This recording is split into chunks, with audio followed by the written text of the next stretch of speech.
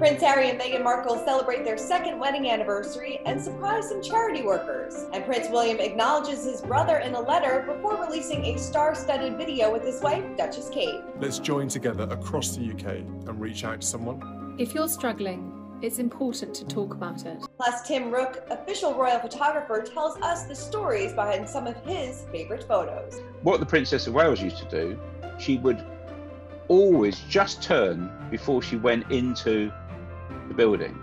So she'd just look at you at the last second and it always produced great pictures. We've got that plus so much more in today's Royally Us. Hello to our fellow royal lovers and welcome to Royally Us. I'm Christina, that's Carly, senior reporter for HuffPost and royal commentator. Hi, Carly. Hi, Christina. How are you? I'm doing okay. How about you? Good. Just ready for another dramatic week of royal stories. So much drama as always, but we can't wait to dive in. But first, of course, we have to acknowledge our royal viewers. So everybody, our royal watchers who have been watching, you guys have been flooding our comment section like every single week, and last week was no exception. So we wanted to take a look back at last week's show, which got a lot of you talking. Of course, it was all about Meghan Markle and her feud with Emily Giffin. So Teresa Johnson said, "It takes two. This was one-sided. Meghan didn't give her the time of day. You guys are a trip. Give it a break." I would agree we are a trip, that's for sure. But I think, you know, it wasn't exactly a feud, of course. It was Emily calling out Meghan. And as we all know, Meghan and Harry don't comment on things, but that could change pretty soon. Who knows? It could change. We'll see. We'll see. So Rowena, she actually acknowledged our guest last week, which was Julie Montague from Ladies of London. She said, "Montague is full bull. The Queen chose GB before her happiness for over 60 years. Think before you open your mouth." Ooh. Oh, yeah, let's cool down the negativity a little bit. But, you know, the Queen does have such a sense of duty. And, you know, I think people compare that with Meghan and Harry. But Harry is so far down in the line of succession that if Meghan and Harry want to choose happiness, they should totally be allowed to. And they did. Totally be allowed to. All right, moving on to Wanda.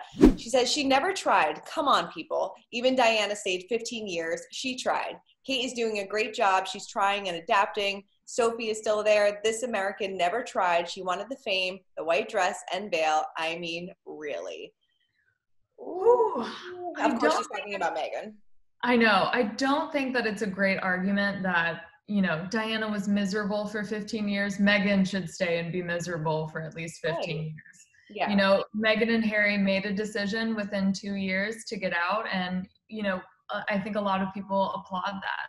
No, totally. I mean, she said, you know, why be miserable? You know, she wanted to be happy, and that's what they're doing. Exactly. If no one's asking you if you're okay, you got to get out of there. Gotta get out. Gotta get out. Okay, let's move on to our royal roundup, our royal news of the week. And let's kick things off with William and Kate teaming up with some A-listers to raise awareness on mental health. Take a look. So right now, let's join together across the UK and reach out to someone. If you're struggling, it's important to talk about it. Or if you know someone who is acting differently, it's okay to ask how they are. Use this moment to send a message. Because we're all connected. And you are not alone. So obviously this is an issue that is near and dear to their hearts, but they added some help from some of their famous friends, right? They did. It felt like they brought out the heavy hitters. They had David Tennant, who's very popular from the Doctor Who series, Dua Lipa, who we all love, a heavyweight boxer, and then a soccer player, or as they say, a football player. So this was a minute of people encouraging, you know, all of the superstars, including the Cambridges, to encourage people, especially right now when so many of us are alone or feeling alone, you know, to reach out, talk to people about their feelings, just get really honest with your mental state and reach out to people for help and reach out to those that you think might need help right now. Definitely. I was still hoping for a Harry pop-up. I know, so was I, but I thought that this was really cool that, you know, all of the UK radio stations played this at the same time, reaching 20 million people. It had a huge reach on Twitter, but yeah, you're always hoping for the Duke and Duchess of Sussex to make a cameo for sure. Just once, please. But William and Harry actually did kind of team up a little bit this week because they showed their gratitude for the staff of volunteers for Princess Diana's charity, right? Yes, it's called the Diana Award, and it feels like it's been a long time since we've heard a message from the brothers together. This was Prince William writing a letter to the charity, thanking all of the workers, volunteers, staff members, for doing everything that they can to support young people, especially right now during the coronavirus pandemic, when so many people, workers themselves are isolated and going through a lot and still finding ways to help a lot of young people. Yeah, I think that's great. And obviously, they would always come together for their mother, I would imagine. Definitely. And this charity is so interesting. It's actually the only one that's in Diana's name, which is something that I didn't know. I didn't know that either. You would Yeah, think so it's more. Right, exactly. But this is the only one. So it shows just how meaningful it must be for the brothers. Yeah. I mean, what do you think that this might say about their rift? Last week, Katie Nicholl, the Vanity Fair royal expert, said that the brothers were back in contact, and, maybe we'll start to see more of that showing in the press, or, maybe behind the scenes they've been in contact, but going forward, maybe they would, could you imagine if they made an appearance together? But it seems like they're definitely on the way to mending the rift right now. I hope so. I mean, she even said that they were, doing video calls together. So I really hope that this is a step in the right direction. It certainly seems like it. Yeah, totally. But Harry has been busy. It's crazy that he and Meghan celebrated their second wedding anniversary. I feel like this was yesterday that we were waking up at like 5 o'clock in the morning to watch Meghan walk down the aisle. I know, I do too. It feels like 2 years ago and also 10 years ago. It was just such a different time back then. Yeah, it was crazy to relive it through all the videos and photos and memories of that really, really special day. Yeah, but I was hoping that we would get some royal acknowledgement, or at least maybe something from Harry and Meghan, but it was silent. I know, and that's what I keep hoping. Harry and Meghan aren't likely to launch their charity anytime soon because the pandemic is still going on. We did see the royal family show up for Archie's birthday. The Cambridges, Prince Charles, and the Queen all wished him a happy birthday. Radio silence on Instagram for their anniversary. Last year, the Duke and Duchess of Cambridge didn't wish them a happy one-year anniversary, but the Queen did on the royal family account. So I had my fingers crossed. Yeah. I mean, do we have any idea how they celebrated? I'm sure it was probably something quiet and low-key in LA. Yes. I spoke to some sources who are close to the family who said that they spent the day together as a family with little Archie. And honestly, with quarantine, the options are very limited. So I'm going to assume that they were at home and, hopefully relaxing by the pool. I'm sure working on their tans. Oh, so jealous right now. Seriously. So I've never tanned in my life, so I don't have a lot to be jealous of. But they've also been really busy, like we said, working on charities and dropping in on Zoom calls, which they surprised some charity workers with that, which must have been the surprise of a lifetime. Definitely. And if they would like to drop in on any of our staff calls, we are ready for that. We already look nice right now. But of course, they dropped in for a good cause. They spoke with Crisis Text Line, which is based out of Atlanta, and that provides 24-hour text service for people who need mental health help. So falling right in line with, the charities that they're focused on working on. And they've actually worked with a similar program called Shout, which is the UK's 24-hour text line. And they actually helped launch that program with Kate and William last year. That's awesome. So what did this one employee say about Meghan and Harry? Oh my gosh, this one employee is the reason that we all know about it. Yeah. Ricky Neal tweeted out, "I'm still shocked that Harry and Meghan crashed our staff meeting yesterday." And he tweeted out a photo, and he's holding the laptop where you can see Harry and Meghan's faces. So pure joy. It was great. I can't imagine what that must have been like. You're just having a regular Zoom meeting and like, oh my God, here's Harry and Meghan.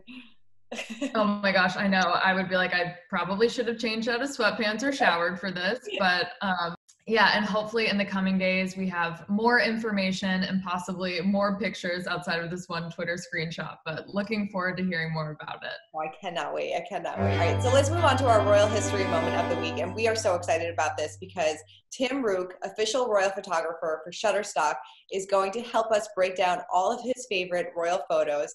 There's a lot, and there's so many great ones. So let's welcome Tim. Tim, thank you so much for joining us. We're so excited. Oh no, it's great.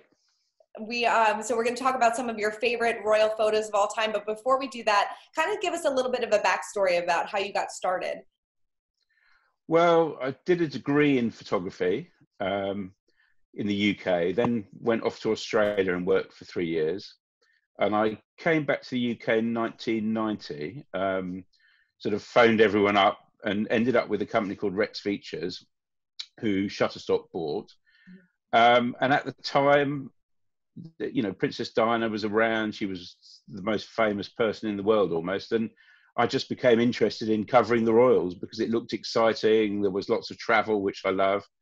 And I've been doing it ever since. It's amazing. Yeah, and you have so many photos you've taken over the years. Is there one iconic photograph that you favor? I think it's difficult to say iconic because I think I've got a lot of good photographs. I wouldn't say there's one that sort of really stands out more than another. I like the picture of the Queen pulling back the curtains at Buckingham Palace because she looks like a sort of normal person. I love the picture of Prince Harry shouting at a baby on a walkabout in New Zealand. I mean, there's sort of lots of pictures. I wouldn't say there's one that I particularly like more than any other. But there's lots of ones that I like. Yeah, they're all like your babies. You can't pick a favorite, right? Right. Yeah, I think photographers are probably the worst at editing their own pictures. So, yeah. What's been the most stressful royal event that you've had to cover? Well, I mean, obviously, both the engagements. So, I covered the engagement for the Duke and Duchess of Cambridge and for Meghan and Harry. But with William and Kate, it was slightly different because it was inside the palace, but we were again only told at the very, very last minute. You know, and there weren't. I can't remember how many people, but there wasn't a lot. You know, maybe 15 photographers or something. Whereas with Harry and Meghan, there was over 100. Wow. And it was outside as well, so it was a sort of very different situation. But they're both equally as stressful. Yeah, I would imagine, because you're getting that call last minute and you're like, oh my God, this is a huge event in history. I got to make sure it's right? Yes, and I think a few people did actually miss it because you know, particularly with well, both of them actually, it was only a couple of hours notice, and if you're not in London, you know, there were definitely a few regular photographers that cover the royals that didn't actually get there in time. Wow. Oh, which would be a bit frustrating. I was going to say that's a bad day. No, not a great one. No. And you've covered engagements and so many things. Is there a favorite royal memory that you have, or a favorite event you love to cover? I think it's difficult. I mean, you know, William and Kate's wedding was amazing. We were all sort of allocated positions. So I was directly opposite the door. So, you know, you get, I suppose you call it an iconic picture of the wedding, although quite a few of us have the same, of the couple leaving Westminster Abbey. Yeah, I mean, that's probably one of my favorite moments. Yeah, I would imagine that's got to be so much fun. You also, I mean, you've been shooting Harry and William since they were teenagers, right?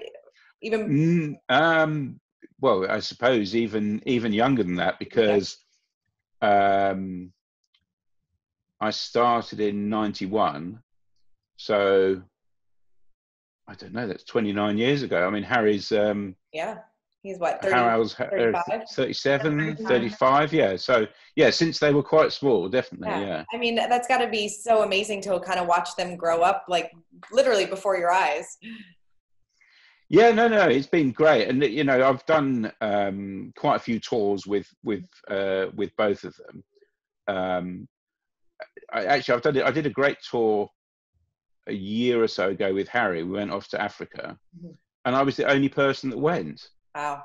It was incredible. We went to Zambia, which I always wanted to visit because it's actually where I was born, and I'd never been back since my parents left, and I was about a year old. And Prince Harry went, and because he wasn't with Meghan, nobody else went at all. Not a single photographer, cameraman, anybody.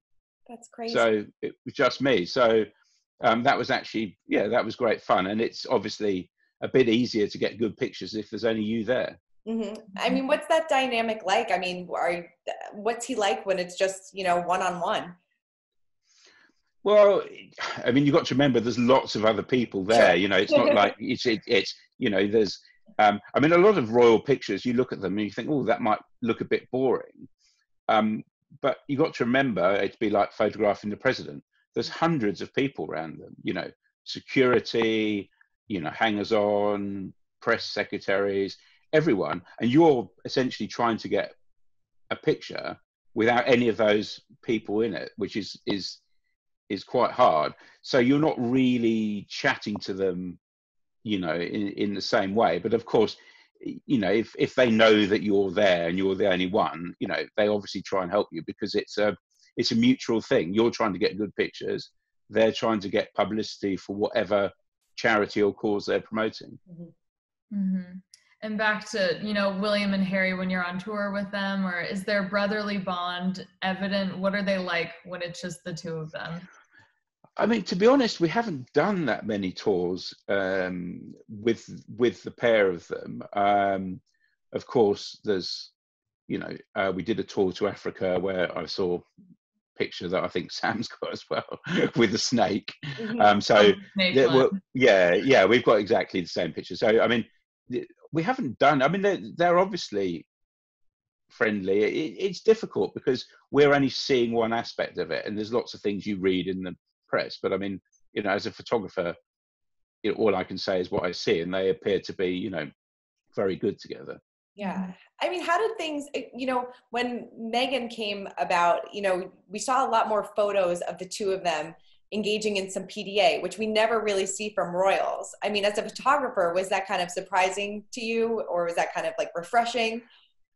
Well, it's funny because, you know, if sometimes we see the Prince of Wales like holding the hand of the Duchess of Cornwall to help her, you know, somewhere, and it always makes a good photograph because it isn't something we usually see. But of course, with Harry and Meghan, they did it all the time. And it does make good pictures, and it's refreshing to see as well. And you have some great lighthearted moments between Camilla and the Prince of Wales. Are they like that together? Do they just enjoy each other's company? Yeah, I think they're great. I mean, I spent years photographing the Prince of Wales, particularly after Princess Diana died. It was just the Prince of Wales, and he's actually great for taking pictures with, and he, you know, he'll put hats on and do all sorts of things. And I remember we went to visit Bob Marley's house in Jamaica, and he was met by Rita Marley, and she presented him with a Rasta hat with dreadlocks, and he put it on the wrong way round. And we all missed the picture the first time, and he did it 3 times, and all 3 times he put it on the wrong way round. But he doesn't do it deliberately, and he doesn't like to pose, but he's very good. And once they got together, they're great. And often the Duchess will get the Prince to stop when he wouldn't normally stop, because she's more aware of us. She's more aware of the photographers, and she always chats to you and says hello. And yeah, no, it's great. They are great together. They really are. I really love the photo you got of Camilla holding the knife. It looked like she was really posing for the camera there.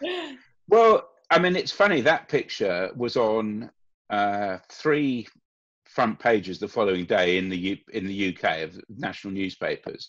But there was 2 other photographers next to me, and of course they all got her holding up the knife, but she just had a little look in her eye. It reminded me of Jack Nicholson in the film The Shining. Right. But it's just one of those things in photography. It's just luck that you can stand next to someone and one person will get it and the other person won't. And it was just a very lucky picture. Yeah.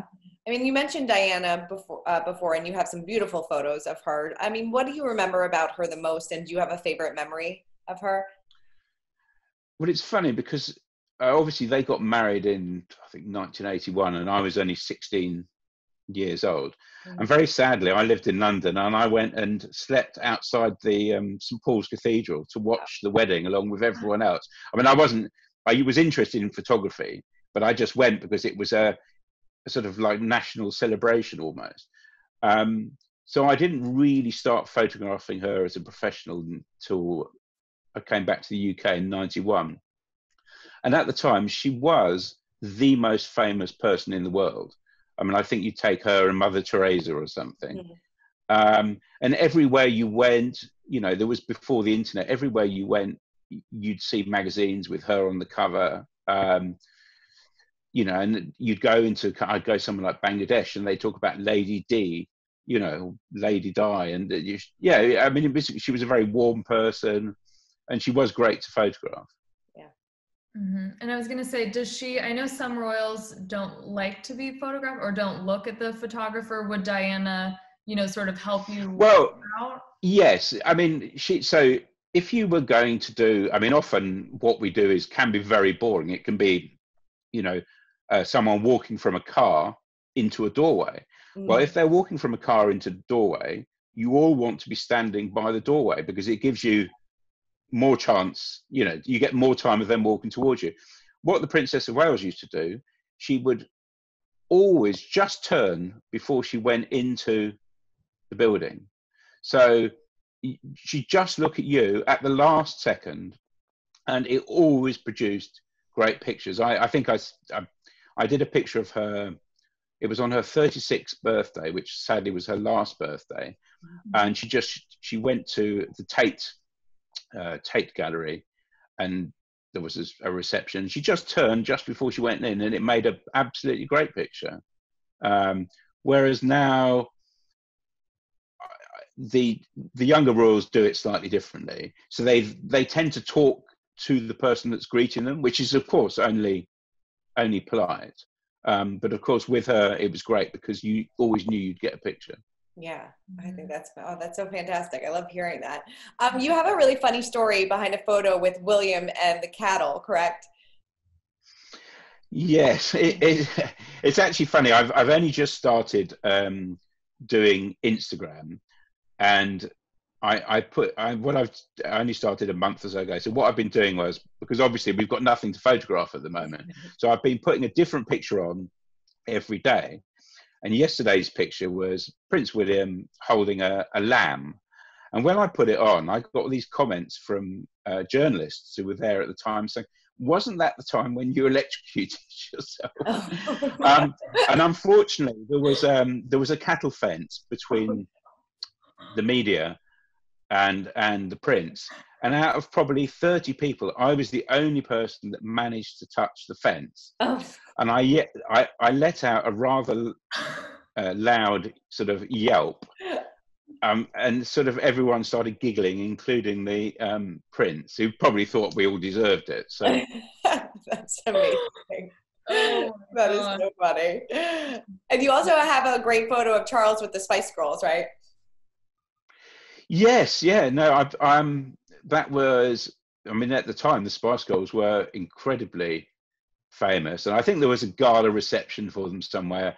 And we have like a pool system, so there was only a couple of us there. And I think it was Jerry Halliwell, who I think they used to call Ginger Spice, who kissed him when they arrived, which we didn't actually see. But I've got a picture of them posed up, and he's looking at the camera, and she's pointing. You can see big sort of red lipstick marks on his cheek. Oh my God. So that, you know, so that was quite a fun moment. That's so funny. Have you ever spoken to any of the royals about your photos? Do they have a favorite of yours or ever comment on them? No, they don't really, to be fair, they don't really talk to us. I mean, we meet them, you know, you talk to them privately sometimes. If you're on a tour, there might be a reception and you'll have a private conversation with them, but they don't really talk about your pictures. I mean, sometimes at the end of each year, the press office will give them a selection of pictures, and they might choose a picture for a Christmas card. Or I think last year the Duchess of Cornwall chose a picture I took of her visiting a donkey sanctuary just as a thank you card. So they all, you know, they get hundreds of letters and they'll just send out a picture, you know. But they never really, no, they don't really talk to you about that. Yeah. Are you going to miss taking photos of Harry and Meghan now that they have moved to Los Angeles? Yes. I mean, it's just a great shame, and it's very sad it's ended up, you know, like it has. And I hope they find what they're looking for and have a great life. I mean, I'm sure we'll see them again. We've got the Invictus Games, which hopefully will be next year in The Hague in Holland. There's other things that they'll do, and I'm sure eventually they'll do some royal tours again. So hopefully we will. Yeah, no, I definitely miss it. And what do you think of Kate's photography skills? Well, I think she's getting better. I actually thought the last pictures that she did of Louis it was Prince Louis with the rainbow hands. Yeah. Oh, yes, those are some. I thought, yeah, they're really good. And she's used a small aperture, so there's less depth of field. So you're just focused on him. Yeah, no, I think they're great. They don't want to do it too often, otherwise we might not have a job. Right. No, totally. Tim, thank you so much. This was so wonderful. So many great insights, so many great stories. We really, really appreciate your time. And I would love for you to thank you for asking me. Of course. And I'd love for you to tell everybody where they can go and check out your photos and kind of take a trip down memory lane. Well, you can check out my photos on Shutterstock. And also I've got Twitter and Instagram, and they're both exactly the same handle, which is @RoyalFocus1. Such great insight from Tim. That was so much fun. That was. We learn so much every time we talk to a royal photographer. I love it. I know, I do too. Okay, let's move right along and time to spill some royal tea. So the celebrities were kind of out in full force this week, talking all about Meghan and out and about it. I know. We'll see how they react to this, but yeah, people were spilling all of their personal connections to Meghan. They really were. So let's start off with Shaws of Sunset star Nima Van. He revealed what Meghan was like in high school, and it turns out she knew how to toy with the hearts of several guys. So take a listen. Meghan, you really upset our friend Gabe. My friend Gabe that I grew up with dated Meghan in high school. Oh. And he says that after she got on Suits, they were friends for years afterwards. And he was like, yeah, she kind of like ghosted me after Suits. And it like really hurt his feelings because I got the sense that Gabe really valued her friendship. Oh. So Meghan, if you hear this, reach out to Gabe. You know who that is. My memories of Meghan have always just been this really sweet, kind girl who was friends with us and, you know, wasn't too good to be cool. Like we'd hang out with her. And so, yeah, I just seeing the like toxicity of her breaking up the royal family is just like, it boggles my mind. Yeah. So what did he have to say about Meghan? Yeah, so he said that he grew up with her and that everybody was basically in love with her.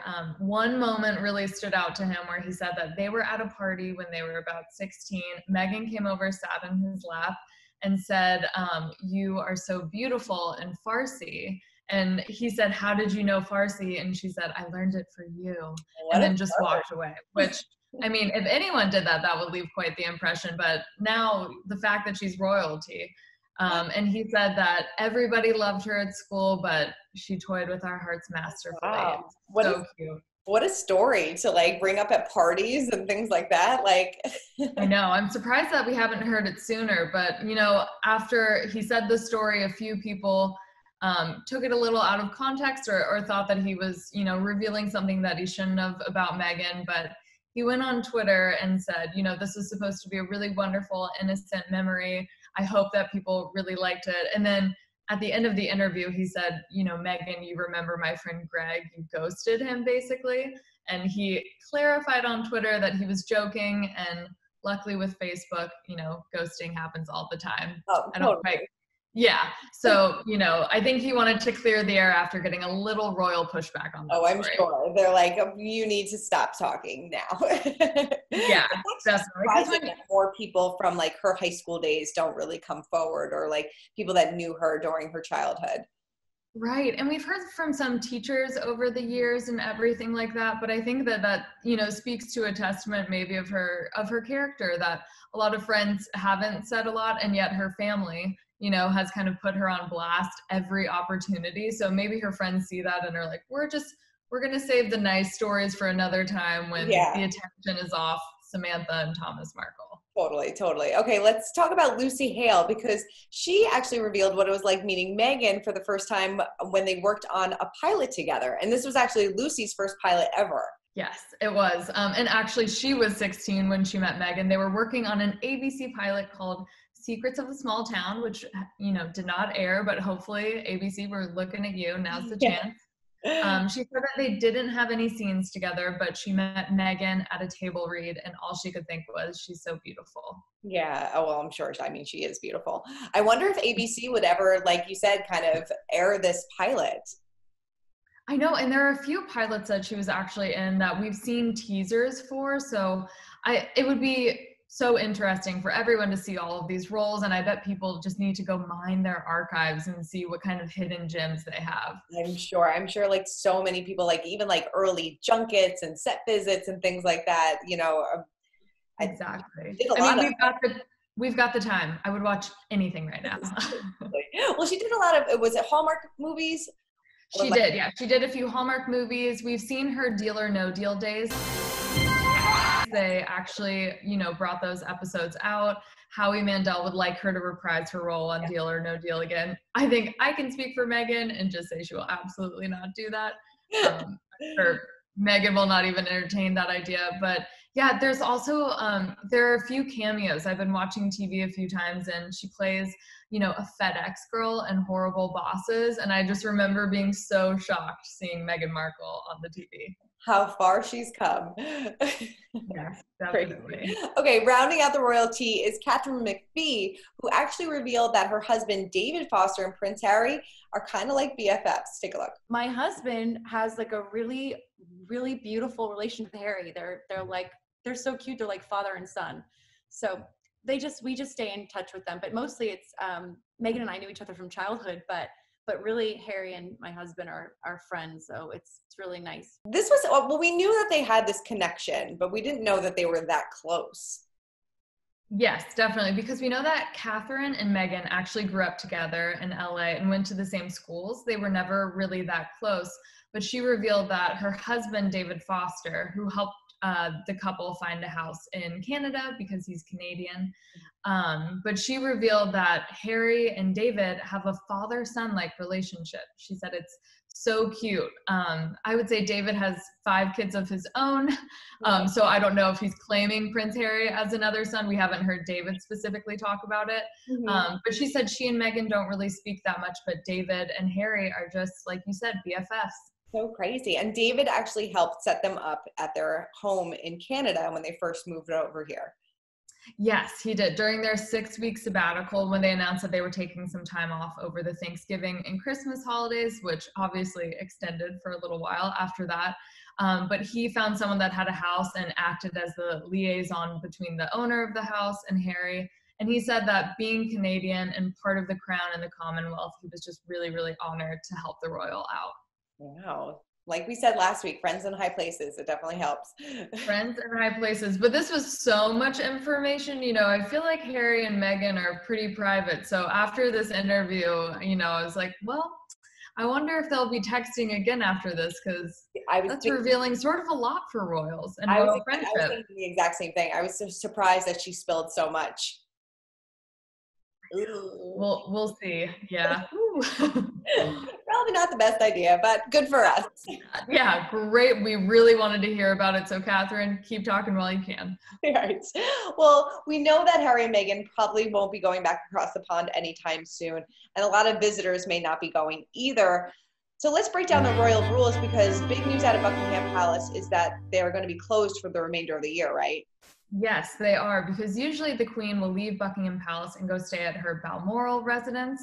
But right now she's staying in Windsor because of the coronavirus pandemic, which is leading the royal household to close access to Buckingham Palace, Windsor Castle, and a lot of other places that tourists usually visit, especially in the summer. Such a bummer. And they're going to lose a lot of money, right? They definitely will. This is a really good way for the royals to make money. And, you know, right now they're renovating Buckingham Palace, which is about $300 million in renovations. So I'd say they need absolutely every dollar that they have. Of course, they have the sovereign grant, which has a lot of money, but they're expected to lose around $20 million this summer based on last year's projections and how many people, you know, visited the palace. So we'll see. You know, the Queen will probably not be hurting, of course, but it'll be those that work at the palace and help keep it running that are going to suffer the most. Yeah, it is impacting every which way. But they, you know, the royals have been accommodating and have been changing some things up so people can still enjoy in the yearly festivities. And one of those things is the Chelsea Flower Show, right? Yes, and they announced that was supposed to take place this week, and they announced that it is going virtual. And normally we get so many wonderful photos out of that. You know, Kate had a garden last year, and that was when we really got to see Prince Louis standing for the first time. So we'll miss those photo opportunities, but if you look at the royal family Twitter account, they've been sharing so many photos there. Yeah, and they're really encouraging people to get involved too. They are, especially this week, which should be the Chelsea Flower Show, and it's Mental Health Awareness Week. So they are asking people to tweet out photos of their favorite flowers, you know, to really brighten everyone's Twitter timeline, and which I think is a great idea. We could all use, you know, some bright colors and pretty things right now. Yes, we need a little sunshine. Oh, please. All right, so before we wrap up, of course, we have to check in on our royal kiddos in Pint-Sized Palace. This week, we are actually getting some news on how Meghan celebrated Mother's Day. Carolyn Durand, who is one of the co-authors of Harry and Meghan's upcoming book, Finding Freedom, revealed that Meghan and her mom, Doria Ragland, actually got to spend Mother's Day together from a socially distanced distance, of course. They were very safe, but this is the first time that we've heard of Meghan seeing Doria since, you know, she and Harry moved to LA because they've been, you know, cautious of the coronavirus pandemic, as everyone has, but I'm sure it meant a lot for her to spend this really important time with Doria. Definitely. Yeah. We heard as well that Doria is helping them get settled in. You know, of course, they're having this new life in Los Angeles. Harry has never really spent an enormous amount of time there. So she's really helping them get settled. Oh, that's great. And she was also the one who encouraged them to go donate at Project Angel Food, which is when we actually saw them out and about in LA for the first time. So hopefully we get to see, you know, more of Doria behind the scenes. She seems just like such a delight. Oh, definitely. And we are learning a little bit more about Archie's birthday as well. Yes. Now, we're not sure if Doria was actually there to celebrate, but Carolyn did reveal that Meghan made a strawberry and cream cake for his birthday, which is an interesting choice. I've actually never heard of that kind of cake. No, neither have I. That puts my terrible baking skills to shame. I know, but I would try it. I have such a sweet tooth, so it did pique my interest, and maybe I'll have to give that a go this week. I know. So yes, we have to do Prince Charles's eggs. Yes. Meghan's strawberry cake and the Queen's cupcake. Right. And then, yeah, those cupcakes, I mean, it'll take me years before I can work up to those decorating skills. Not gonna happen. It's hard enough making toast in the morning. Seriously, I can barely get out of bed. I don't know how they're doing this. I know. Well, Carly, thank you so much for breaking down all the royal news with me. Thank you. Cannot wait for next week, and good luck baking this week. You too. You too. Of course, everybody, keep your comments coming. We love hearing from you guys. And in the meantime, for all your royal news, head on over to usmagazine.com and subscribe to our YouTube channel. We'll see you next week.